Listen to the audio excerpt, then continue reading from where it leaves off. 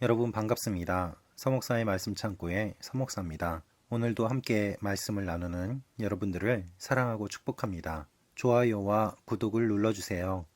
여러분과 함께 더 많은 말씀들을 나누기 원합니다.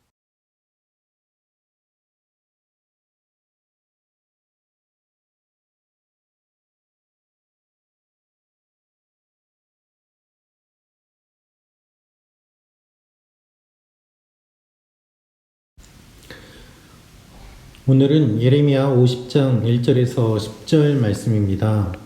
회복의 그날과 그때라는 제목이고 화요일 말씀입니다. 먼저 본문을 보도록 하겠습니다. 바벨론과 갈대아 사람들의 땅에 대해 예언자 예레미야를 통해 여호와께서 하신 말씀입니다. 민족들 가운데 선언하고 선포하여라. 길을 세우고 선포하여라. 아무것도 숨기지 말고 말하여라. 바벨론이 사로잡힐 것이다. 벨이 수치를 당할 것이다. 무로닥이 깨뜨려질 것이다. 그의 신상들이 수치를 당하고 그의 우상들이 깨뜨려질 것이다. 북쪽에서 한 민족이 그를 대적해 올라와 그의 땅을 황폐하게 만들 것이다. 그곳에 거하는 사람이 없을 것이다. 사람도 짐승조차도 도망가 버릴 것이다. 여호와의 말이다. 그날에 그때에 이스라엘 자손과 유다 자손이 함께 올 것이다. 울며 와서 그들의 하나님 여호와를 찾을 것이다. 그들이 시온으로 가는 길을 묻고 그들의 얼굴을 그쪽으로 향할 것이다. 그리고 오라, 잊혀지지 않을 영원한 언약으로 우리가 여호와와 연합하자라고 할 것이다. 내 백성은 잃어버린 양들이었다. 그들의 목자들이 그들을 길 잃게 하고 산 위에서 헤매게 했다. 그들이 산으로 언덕으로 다니며 그들의 쉴 곳을 잊어버렸다. 그들을 만나는 사람들이 모두 그들을 삼켰다. 그들의 대적들이 말했다. 그들이 그들의 의에 처소며 그들의 조상들의 소망이신 여호와께 죄를 지은 것이니 우리에게는 죄가 없다. 바벨론 가운데서 떠나라. 갈대아 사람들의 땅에서 나오라. 양떼 앞에 앞서가는 수렴소같이 되라. 보라, 내가 북쪽 땅에서 큰 민족들의 동맹군을 일으켜 바벨론을 치러 오게 할 것이다. 그들이 바벨론에 맞서 대열을 짓고 바벨론을 사로잡을 것이다. 그들의 화살은 노련한 용사의 화살 같아서 헛되이 돌아오지 않을 것이다. 그렇게 갈대아가 약탈당할 것이다. 그를 약탈하는 사람은 다 배부를 것이다. 여호와의 말이다. 여러분, 오늘 인도자를 위한 예화를 보면은 인도네시아의 동물원의 이야기가 나오고 있습니다. 야생 동물들이 환경에 민감하고 세계에서 오는 많은 관광객으로 인해 스트레스를 받기 때문에 사파리 안에는 훈련된 조련사들이 있는데 어느 날 원숭이에게 어린아이가 약을 올리자 원숭이가 위협적으로 행동하며 아이의 팔을 잡고 놓아주지 않았습니다. 근데 조련사가 보였던 행동은 무엇인가 하면 작은 바나나를 던졌던 것이죠. 원숭이는 바로 아이의 팔을 놓고 바나나를 향해 달려갔습니다. 더 이상 아이 손의 과자에 집착하지 않게 된 것이죠. 이 예화에서 볼 수 있는 것이 내가 집착하고 가치 있게 여기는 것이 상대적이라는 것입니다. 하나님을 만나기 전 내가 집착하던 것은 무엇인가요? 지금 그것은 내게 어떤 가치가 있나요? 라는 것입니다. 사도 바울은 자신이 갖고 있던 지위와 추구하던 것들이 예수를 믿고 난 이후에는 배설물과 같이 여긴다라고 이야기를 했습니다. 하나님을 만나기 전 우리가 집착했던 것과 지금 나의 모습이 어떤 변화가 있는지 함께 나누어 보시면 좋겠습니다. 배경 이야기를 보겠습니다. 예레미야 50장에서 51장은 하나님의 무서운 심판이 바벨론에 임박했음이 예고됩니다.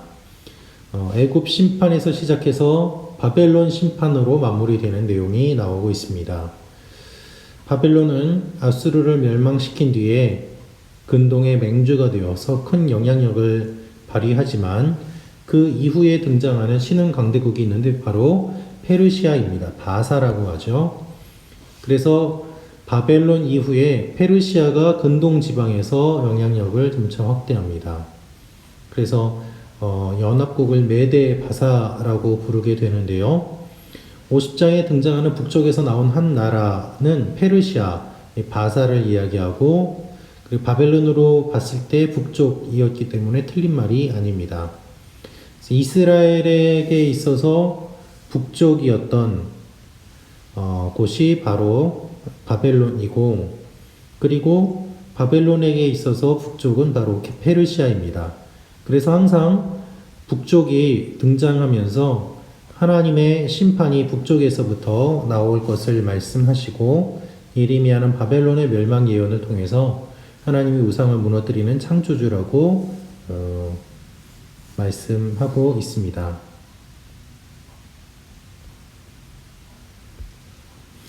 하나님께서는 예레미야에게 무엇을 말씀하셨을까요? 하나님께서는 이렇게 말씀하고 있습니다. 바벨론이 함락되어 바벨론의 우상 벨과 무르닥의 수치를 당하며 그 신상들과 우상들이 파괴된다고 공포하라. 그렇습니다. 여러분, 하나님은 바벨론을 타락한 유다를 징계할 도구로 사용하시지만 바벨론이 그것을 깨닫지 못하고 교만해집니다. 그래서 하나님의 백성이 유다를 멸망시킨 것이 자신들이 믿는 벨과 무르닥 때문이라고 자랑합니다. 그렇기 때문에 이 교만한 바벨론이 멸망하게 되는 것이죠. 하나님께서는 바벨론이 의지하고 섬기던 신들을 심판하시는데 이는 그들이 고대 근종에서 맹주가 된 것이 그들의 신이 강력해서가 아님을 상기시키십니다. 여러분, 하나님은 하나님의 백성을 징계하시기 위해서 다른 이방 민족을 사용하시기도 합니다. 그러나 그 민족들 또한 반드시 심판받습니다. 징계를 위해서 이방 민족을 사용하시지만 이방 민족이 거룩하지는 않습니다. 그들이 거룩해서 사용하신 것이 아니라 그들은 단지 하나님의 도구였던 것입니다. 그래서 바벨론도 교만해진 이후에 하나님께서는 예레미야를 통하여서 페르시아가 바벨론을 점령할 것을 말씀하고 있는 것입니다. 최근 내가 가장 많이 관심을 쏟고 시간과 물질을 들인 일이 있나요? 그것은 진정한 가치와 의미가 있습니까? 네, 우리는 매우 분주하죠. 그래서 무한 경쟁 속에서 우리는 피곤을 느끼고 있습니다. 그런데 정말 목표를 이루고 난 이후에는 그것이 참된 것이 아님을 깨닫게 됩니다. 성경은 하나님 아닌 어떤 것을 하나님보다 더 높은 가치, 의미, 우선순위에 두는 것을 우상숭배라고 표현하고 있습니다. 보이는 것들은 잠깐이고 참된 만족과 행복을 줄 수 없습니다. 우리가 무엇을 추구하며 살아가고 있는지 한번 생각해 보시면 좋겠습니다.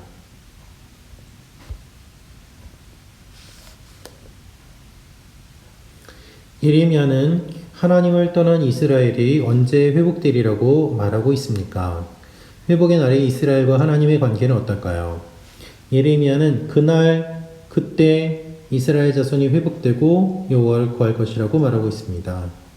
그래서 하나님의 심판은 공평과 정의에 기초하고 있습니다. 그래서 하나님께서는 그날 그때 이스라엘과 유다가 회복될 것을 선포하십니다. 바로 교만과 우상 숭배에 도취해 스스로 하나님처럼 행동하는 바벨론이 멸망할 그때, 그 동시에 하나님의 사랑을 깨닫고 돌아온 이스라엘과 유다는 회복됩니다. 그래서 바벨론은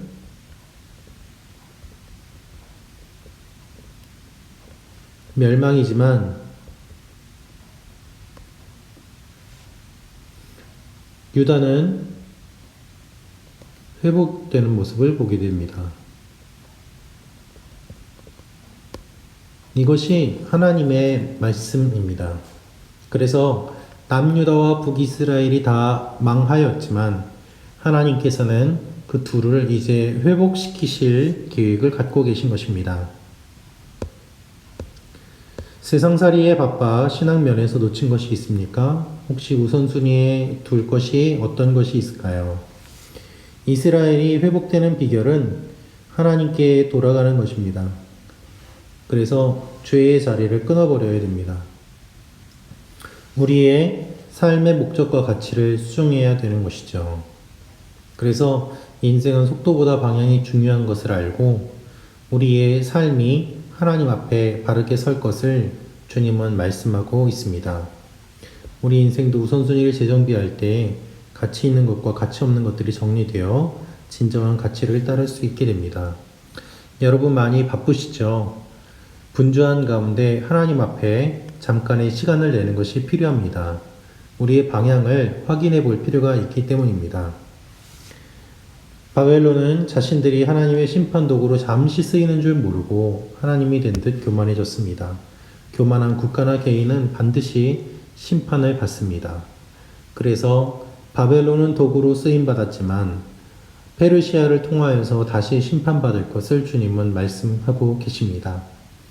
이스라엘에게 바벨론 포로 기간은 연단의 기간이자 하나님이 온 세상의 주권자임을 깨닫는 기간이었습니다. 그래서 이스라엘이 잘못하여서 심판을 받지만 그럼에도 불구하고 이스라엘은 회복될 것을 하나님이 기대하고 계시고 이스라엘이 멸망하는데 도구로 쓰임받았던 나라들은 완전히 멸망하게 됩니다. 이 차이가 있음을 우리가 기억할 필요가 있는 것이죠. 우리 기도 제목을 함께 나누기를 원합니다. 우리나라에서 저출산과 인구 고령화가 매우 빠르게 진행되고 있습니다. 이 나라와 민족을 위해서 기도해 주시고요. 중국에서 온라인 예배를 드린 성도들이 감시에 걸려서 체포되었다 풀려난 일이 있었습니다. 복음 확장을 막는 중국이 속히 변하게 되도록 기도해 주시면 좋겠습니다.